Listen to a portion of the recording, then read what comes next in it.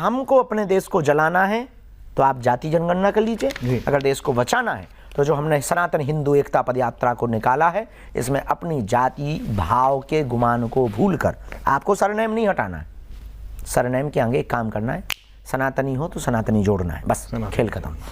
खेल खत्म, very important. यही बात मैंने साल डेढ़ साल पहले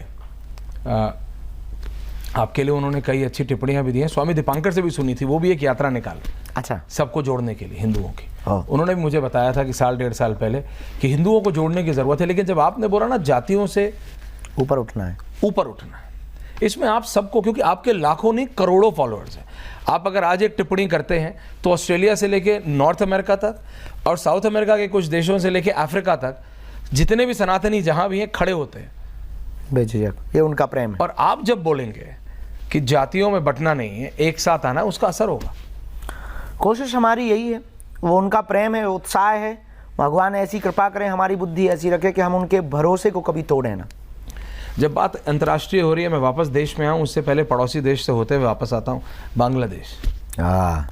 मत पूछो दादा, हिंदुओं के साथ इतना हुआ, आपने टिप्पणी दी, कई और कथावाचक जो जिनके लाखों फॉलोअर्स हैं उन्होंने दी, लेकिन एक राजनीतिक दल, आपने बड़ा दल दिखा के सबको इनवाइट तो कर लिया, सबको आपने आमंत्रित तो कर लिया, लेकिन कई नेता बड़े ऐसे जो क्या क्या बनना चाहते हैं, लेकिन एक टिप्पणी नहीं की गई, क्योंकि एक खास विशेष वर्ग को मैं नाम लेता हूँ, मुसलमानों को, उन्हें लगा कि भारत के मुसलमान, हालांकि मेरा मानना है कि भारत का मुसलमान भारतीय पहले है, उसको बिल्कुल खराब नहीं लगता, लेकिन ये नेता जानबूझ के बांग्लादेश में ऐसी हालत, हिंदुओं को मारा जा रहा, दुर्गा पूजा नहीं मनाने दी दादा, दिवाली नहीं मनाने दी, और ये भारत के नेता कुछ बोलते नहीं है उस पर, विपक्ष।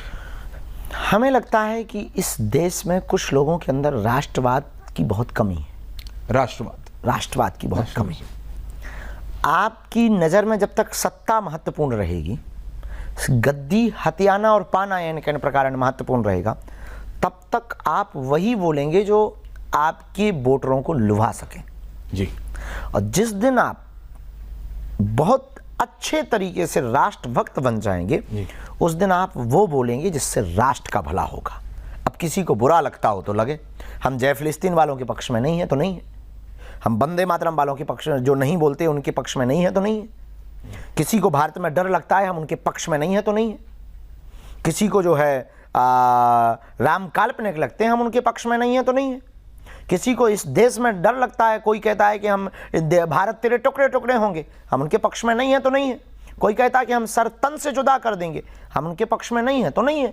सीधा सा कॉन्सेप्ट है कि अगर आप सनातन के खिलाफ हैं, मानवता के खिलाफ हैं, तो अब आप कोई भी हो एनी हाउ तो हम आपके खिलाफ हैं, 100 की सीधी बात। कुछ लोगों को सेकुलरिज्म का कीड़ा काट चुका है। क्लैरिटी है बाबा, आप जो कहते हैं क्लैरिटी है, क्लैरिटी, देयर इज नो, मतलब कोई ना राइट ना left, there is no ambiguity, जैसे मतलब अंग्रेजी में कहते हैं, साफ है। हम किसी के नहीं, सनातन के, हम इस देश के हैं, क्योंकि हमारे पूर्वजों ने इस देश के संविधान को स्वीकार किया, हमारे भी कुछ पूर्वजों ने योगदान दिया होगा इस देश के लिए, और दिया है, इसमें कोई संदेह नहीं, सबके पूर्वजों ने दिया है। तो ये जो भी सहानुभूति दिखाने के चक्कर में लोग इस देश के कुछ वर्ग विशेष के लोगों को प्रलोभन देने के चक्कर में, सहानुभूति दिखाने के चक्कर में कि हम तुम्हारे पक्ष में, यही इस देश का सबसे बड़ा कैंसर लग रहा है। देश में वापस आते हैं, अचानक वक्फ बोर्ड की बहुत बात होती रही, 9.5 लाख एकड़, 9.5 लाख एकड़। एक बार तो जब पहली बार मुझे पता लगा तो इमेजिन करने की कोशिश की कि 1-2 ज़िले नहीं, 7-8-10 ज़िले की ज़मीन 9.5 लाख एकड़ एक बोर्ड के पास है। और हमारा कोई बोर्ड नहीं है, सनातन कोई बोर्ड नहीं बना अभी तक। मेरा सवाल वही था, आपने पर्ची खोल दी ना जी, नहीं, मैं मजाक कर रहा हूँ।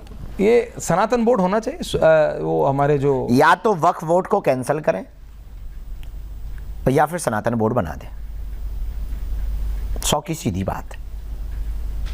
इसलिए कि अगर आप हैं तो इसी देश में तो हम भी रहते हैं। इधर आप कहते हो कि सभी धर्मों को बराबर स्वतंत्रता है अपने अपने धर्म का प्रचार करने की, तो वो तो अपने 9.5 लाख एकड़ में अपने धर्म का प्रचार कर लेंगे, हम कहाँ करेंगे? एक छोटे से मंदिर के लिए हमें 500 साल लड़ाई लड़नी पड़ी, लड़नी तो पड़े, लेकिन जीत हुई आके। जीत सत्य की हुई, लेकिन कल के दिन हम कहा करेंगे, तो या तो इनका कैंसिल करिए या आप हमारा बना दीजिए, झंझट खत्म। हम इनके भी खिलाफ में नहीं। अगर आपको लगता है कि अगर कैंसिल करेंगे तो दिक्कत होगी, तो कोई दिक्कत नहीं, आप हमारा बना, सनातन बोर्ड बना दीजिए। वक्फ बोर्ड हो सकता है, सनातन बोर्ड क्यों नहीं हो सकता? नहीं हो सकता है, क्यों? हम ये भारत में मांग रहे हैं। अगर ये बात बांग्लादेश में या पाकिस्तान में मांग करते तो नाजायज होती। यहाँ तो बल्कि सनातन बोर्ड होना चाहिए था। यहाँ पर मांगने के लिए वक्फ बोर्ड वो मांगते कि भाई हमारा वक्फ बोर्ड होना चाहिए, पर उल्टा है अपने ही राम के देश में कि हमें सनातन बोर्ड होना चाहिए, इसकी भी मांग करनी पड़ रही है। वो भी सनातन के राष्ट्र में, वो भी जहाँ हिंदुस्तान कहते हैं, जहाँ हिंदुओं का स्थान है, जहाँ कृष्ण हुए हैं, जहाँ मीराबाई हुई, रसखान हुए, तुलसीदास हुए, जिन्होंने राम और कृष्ण के गुणगान गाए। उस देश में हमें सनातन के लिए भी बोर्ड मांगने के लिए कहना पड़ रहा। और बताओ वो मजे ले रहे हैं। आप अपनी यात्रा में इस मुद्दे को उठाएंगे, सनातन बोर्ड होना? आप सबको एक करने जा रहे हैं, सनातन बोर्ड पहले एक होने पे बहुत ज़्यादा जोर देंगे, कई जगहों पर स्पष्ट तो करेंगे। तो दोबारा आपने इनवाइट सबको किया, उसके बाद आपने क्लैरिटी से बोल दिया कि मैं जातियों के खिलाफ हूँ, जातिगत सर्वे के खिलाफ हूँ, मैं चाहता हूँ सनातनी एक साथ आए। तो फिर आप सबको क्यों बुला रहे हैं? आप तो साफ हैं, आप विपक्ष के उस थॉट के साथ आप नहीं हैं, आप उनकी उस सोच के साथ नहीं हैं। हम पक्ष या विपक्ष जानते नहीं, उनके भी बहुत लोग हमारे डिवोटी हैं होंगे, वर्तमान सरकार के लोग भी हमारे बहुत डिवोटी। हाँ, कई आते हैं ना आपके पास, दोनों पक्ष के लोग आते हैं। तो हम ये नहीं कह सकते हैं कि आप आइए और आप मत आइए, क्योंकि उसमें भी तो सनातन मना कर सकता है, उसमें भी तो सनातनी हो सकते हैं। बिल्कुल हो सकता और वो भी सनातनी है, होते आए हैं स्टेट इलेक्शंस में तो बहुत आए। हाँ, अभी भी आते रहते हैं। हम मना नहीं कर सकते, और किसी को हम मना क्यों करें? और हम ये निर्णय लेने वाले कौन हो सकते हैं कि कौन सनातनी है कौन नहीं है? लेकिन जब आते हैं तो मांगते तो सब सत्ता ही होंगे बाबा। लगभग अपेक्षाएं तो सबकी एक जैसी होती हैं। क्रिकेटर आता है तो वो खेल मांगता है, अभिनेता आते हैं तो वो पिक्चर मांगते हैं, नेता आते हैं तो वो वोट बैंक और सत्ता मांगते हैं। तो सबका अपना अपना विजन तो क्लियर है ही है। और प्रार्थना करना, गुरुओं के पास जाना कोई बुरी बात थोड़ी है, प्रार्थना करना चाहिए। और आपका भी विजन क्लियर है, सनातन की एकता। सिर्फ मैं आपको इसलिए इस पर ला रहा हूँ क्योंकि वो आपका कोर इशू है। सारे मुद्दे, चाहे वो वक्फ बोर्ड हो, चाहे वो यूसीसी हो, चाहे वो सनातन बोर्ड का इशू हो, चाहे वो बटेंगे तो कटेंगे, उस सब का जो सेंटर पॉइंट है वो एकता है। एकता है, क्योंकि जो योगी आदित्यनाथ जी ने कहा, बाबा ने भी कहा, उसकी भी पूरी लाइन लोग नहीं बोलते, बटेंगे तो कटेंगे इसलिए बोलते हैं क्योंकि वो कंट्रोवर्शियल है। उसको वो जय फिलिस्तीन वालों ने ऐसा बता दिया कि वो एंटी मुस्लिम है।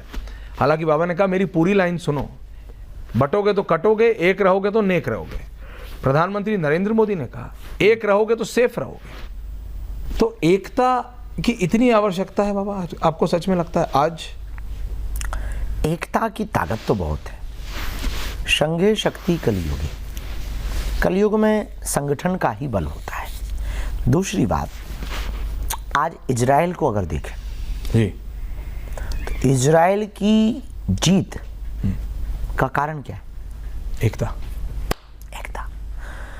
भारत में इजराइल का रहने वाला नागरिक भी जब उसके युद्ध उसका छिड़ जाता है तो वो सब छोड़ छाड़ के भागता है कि क्षमा करो, हमें अपने देश की सेवा करनी। तो और 18 साल का बालक एयरपोर्ट पर, दिल्ली के एयरपोर्ट पर खड़ा मिलता है। हमने किसी से पूछवाया कि आप इनको इंग्लिश में पूछो कि आप जा क्यों रहे हो, तो उसने कहा कि अब बाकी तो सब ठीक है, ये धंधा बिजनेस कंपनी का ये सब चलता रहेगा और मुझे अपनी देश की सेवा करनी है, मेरे देश पर संकट आ गया। ये आपके साथ पर्सनल एक्सपीरियंस था? ये हमारा एक्सपीरियंस। 18 साल का एक बालक दिल्ली के एयरपोर्ट पर, हमें तो अंग्रेजी आती नहीं तो हमने ट्रांसलेटर से पूछवाया तो उसने ये बताया। आपकी इंग्लिश अब काफी अच्छी हो गई है, इम्प्रूव कर रहे हैं।